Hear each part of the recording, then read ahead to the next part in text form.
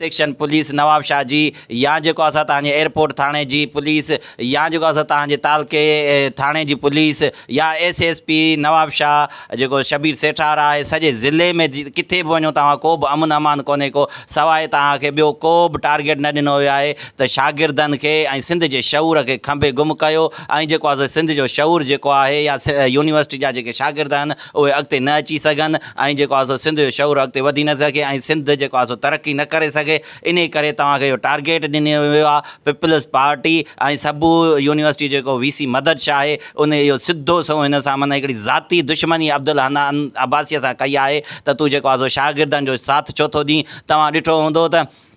यूनिवर्सिटीअ जूं पॉइंटूं ख़राबु आहिनि यूनिवर्सिटीअ में का बि फैसिलिटी कान्हे का उन्हनि जूं शागिर्दाणी सरापा एतिजाज आहिनि शागिर्द सरापा एतिजाज आहिनि जेको एतिजाज करे थो उन ते FIR कई थी वञे असां हिन कानून जी जेका ही लताड़ करे रहिया आहिनि पुलिस इन्हनि खे चऊं था त इहो कानून जो तव्हां एतिराम कयो ऐं फिलफोर जेको आहे सो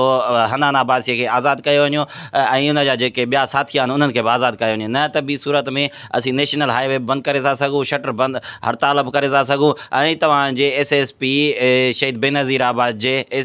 ऑफिस जो घेराव करे था सघो महिरबानी जी साईं जीअं त तव्हां हिन वक़्तु नेशनल प्रेस क्लब ते सरापा एजाद आहियो छा मसइलो आहे जॾहिं त जसाफ़ अॻवान मरकज़ी अॻवान हनान अब्बासी कोर्ट में पंहिंजी पेशीअ ते वियल हो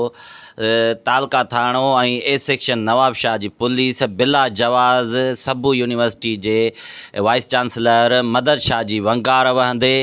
ऐं जेको आहे सो हुनखे बिला जवाज़ गिरफ़्तार कयो वियो आहे खंभे गुम कयो वियो आहे जॾहिं त हुन ते को बि केस वग़ैरह को बि कोन्हे को हनान अब्बासीअ ते ऐं ॿियनि दोस्तनि खे बि हुन सां गॾु गिरफ़्तार कयो वियो आहे असीं SSP नवाब शाह खे इहो चिताव था ॾियूं त बाबा जेकॾहिं तूं असांजे जसाफ़ अॻवान हनान अब्बासीअ खे आज़ादु न कयो त अॼु जेके दोस्त प्रेस क्लब ते धरणो हयो वेठा आहिनि इहो असांजो वधी नेशनल हाईवे ते बि धरणो लॻी थो सघे पोइ तो जेको करिणो आहे तो सॼे असांजे ज़िले अॻवाननि खे बि गिरफ़्तार कर ज़िले जे कारकुननि खे बि गिरफ़्तार कर जे अञा बि तो इहो असांजो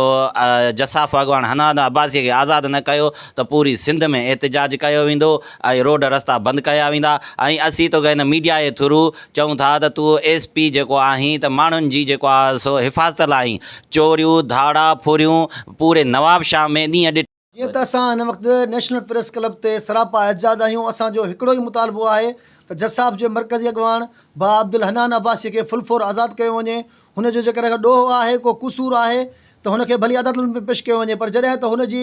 केसनि मां बरी थियल आहे ऐं जेके हुन ते कूड़ा केस कया विया उन्हनि जो बि जेको आहे सो हुनजा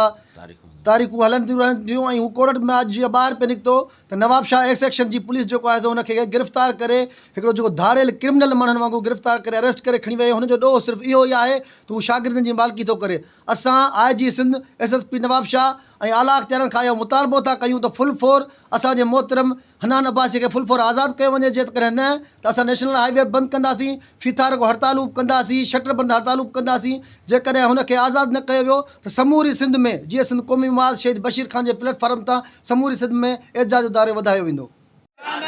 VC मदद शाह ते बंगारू VC मदद शाह ते बंगारू VC मदद शाह ते सभु यूनिवर्सिटी जे VC मदद शाह ते हनान अब्बासीअ खे आज़ादु कयो जसाफ़ अॻवान हनान अब्बासीअ खे आज़ादु कयो जसाफ़ अॻवान हनान अब्बासीअ खे आज़ादु कयो जसाफ़ अॻवान हनान अब्बासीअ खे आज़ादु कयो जसाफ़ अॻवान हनान अब्बासीअ खे आज़ादु कयो जसाफ़ अॻवान हनान अब्बासीअ खे आज़ादु कयो पुलिस गर्दी ही पुलिस गर्दी ही दहशत गर्दी ही माण्हू खंभण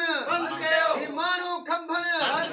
क़ौमी कारकुननि खे क़ौमी कारकुननि खे जसाफ़ अॻवान हनान अब्बासीअ खे